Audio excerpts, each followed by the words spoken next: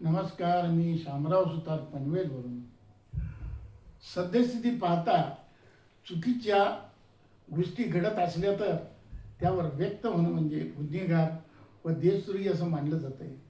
आज तरुण पिढीला शिक्षण घेणं स्वस्त नाही, महागडं शिक्षण घेऊन नोकरी नाही, पण आंदोलन केले तर त्यांना देशद्रोही मानलं जातं आहे. सर्वच ठिकाणी अशी कंपूबाजी, मुस्कटदाबी चालू आहे. यावर व्यक्त होणाऱ्यांना तुरुंगात डांबलं जात आहे. यावर व्यक्त होणाऱ्यांना तुरुंगात डांबलं जात आहे. असं किळसवानं राजकारण राजकर्ते करत आहेत. हे निकोप लोकशाहीसाठी घातक आहे. यावर माझ्या मधुरघट शब्दांचे या कविता संग्रहातील कविता अंतर्यामी असह्य सादर करीत आहे. जी व्यक्त होती ती व्यक्ती जी चांगल्या रीतीनं व्यक्त होते ती अभिव्यक्ती, जी चांगल्या रीतीने व्यक्त होते ती अभिव्यक्ती, याचा तर अभाव दिसतो या कलियुगी.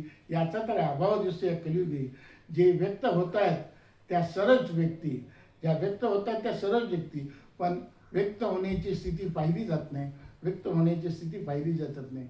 जे चांगल्या रीतीने व्यक्त होतात त्यांना ठरवतात पुराणमतवादी व अयोग्य व चुकीचा असा समज हे कंपूबाजीवाले पसरवत आहेत. आणि हे कंपूबाजीवाले व्यक्त झाले की योग्य असल्याचा डांगोरा पेटत आहेत. आणि खरं दडपण्याचा किविलवाना प्रयत्न करत आहेत. हे सद्यस्थिती दिसून येत आहे. मनाला वेदना दिल्या जात आहेत. हेच वास्तव समोर दिसत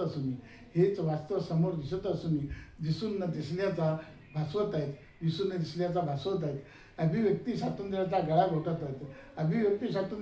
घोटत आहेत. असं सर्वच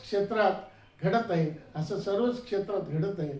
तेव्हा अशा दडपशाही विरोधात लढण्याची जिद्द चिकाटी हरून बसलीत काही व्यक्ती अलिप्त राहून पाहत आहेत. पण त्यांच्या अंतर्मनाला वेदना होत आहेत. सहन करत आहेत. अंतर्यामी असह्य वेदनांचे डंक